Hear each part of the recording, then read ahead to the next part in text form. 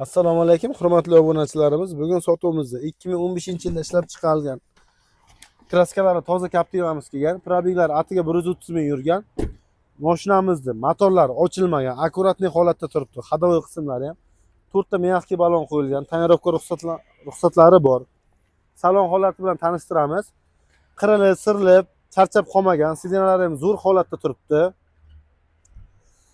Mashinamizda 4-pokoleniya propan uстановка qilingan. Xullas haydashga tayyor, xarajat yo'q. Orqa sidinalari propan hollari turibdi. Mashinamizni tan narxini 13 ming AQSh dollarida baholadik. Murojaat uchun pastda nomer qoldiramiz. Bemalol telefon qilib savdosini qilsanglar bo'ladi.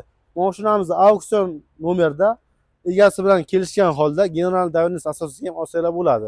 Kimda mashina olish, sotish xizmatlari kerak bo'lsa, murojaat uchun pastda nomer qoldiramiz. Bemalol aloqaga chiqib kelaversanglar bo'ladi. Kanalga obuna bo'lib qo'ying, like bosishni unutmang.